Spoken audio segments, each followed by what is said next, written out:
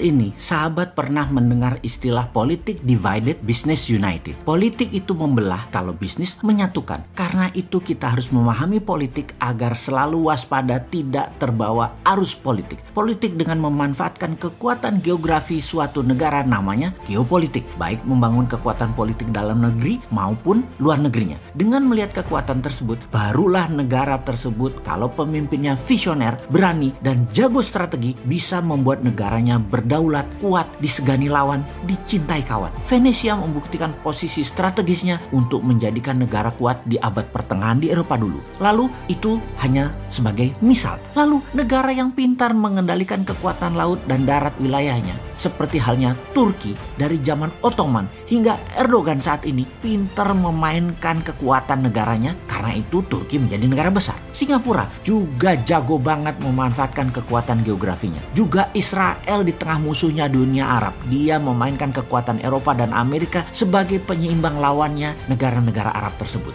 Banyak daerah strategi seperti Panama, Mesir, Taiwan, Hong Kong memainkan cantik wilayahnya. Namun banyak juga yang tidak pandai. Salah satunya adalah negara-negara Arab. Lokasinya strategis, sumber daya alam minyak dan gas strategis. Tetapi negara Arab tidak bisa menjadi negara superpower. Makmur iya, superpower atau negara besar, big country, tidak bisa. Atau dibacanya tidak boleh. Jadi yang membuat tidak boleh adalah negara besar dan negara superpower. Mereka rule the world saat ini. Karena itu dalam kacamata pertahanan negara, negara besar punya nation interest, punya tujuan bernegara terhadap negara lain. Dan kita harusnya membaca dengan teliti, karena nation interest negara lain menjadi nation threat, negara lemah. Menjadi ancaman kedaulatan, negara lemah, nation interest negara besar lainnya. Kita bahas ini sejak lama. Kita kembali lagi agar paham bagaimana cara bernegara agar menjadi negara berdaulat. Agar Indonesia tidak goblok-goblok amat seperti negara-negara yang tidak berdaulat lainnya. Kita ini harusnya lebih besar dari Turki,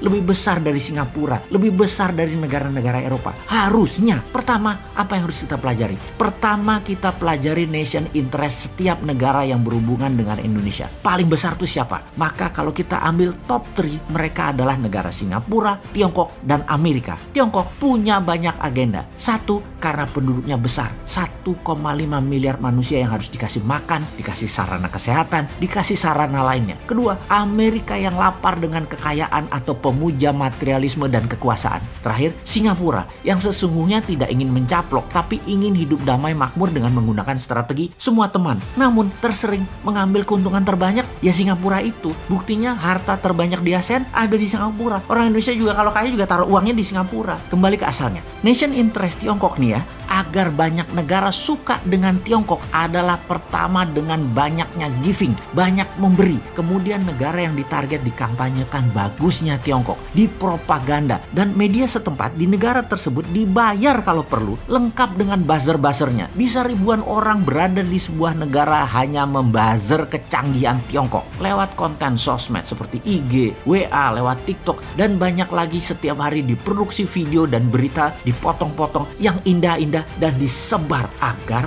negara tersebut terpesona dengan Tiongkok. Jangan tanya media mainstream, digarap sejak lama. Film Hong Kong, film-film dinasti Tiongkok lama sudah diedarkan dan digencarkan, bahkan masuk ke Hollywood. Sejarah tulisan tentang Tiongkok digarap rapih. Itulah Kementerian Propaganda yang pegang dari Tiongkok. Semua informasi tersebut diorkestra dengan baik. Setelah media, apalagi yang digarap? Yang digarap adalah kebijakan-kebijakan bernegara, parlemen, dan partai-partai negara yang akan ditarget. Digarap setidaknya individunya. Orang mereka dalam tanda petik payroll, digaji, diopeni, diurusi, dimakmurkan dalam bahasa sederhananya. Namun bagi mereka yang tidak paham idealisme bernegara, semua itu seperti business as usual, kayak lagi bisnis biasa aja. Padahal mereka ini diarahkan untuk memuja Tiongkok, tetapi di kepala mereka ini bisnis kok gitu ya. Karena pendekatan yang dipakai dalam menjalankan strategi Tiongkok adalah menggunakan economic approach. Karena itu pejabat nggak kerasa, rakyat banyak yang nggak kerasa dikuras, padahal hartanya dalam jangka panjang akan musnah itu aset bernegara di Indonesia. Sungguh, Tiongkok itu butuh sumber daya alam suatu negara. Dia akan sikat dengan berbagai cara. Dan terakhir biasanya adalah dengan membangun aliansi kepada banyak pemimpin daerah dan pemimpin pusat di mana mereka ikut bermain. Modali mereka, kalau perlu menangkan mereka agar dapat jabatan tersebut. Semua terorkestra rapih, perlahan, jangka panjang sehingga tidak terasa. Jangankan tidak paham, yang paham pun bisa terlena karena halusnya propaganda dan cara mereka bermain. Tahu-tahu aset negara habis saja. Setelah itu kita dilepeh deh. Ibarat lonte sudah habis dipakai ya ditinggal.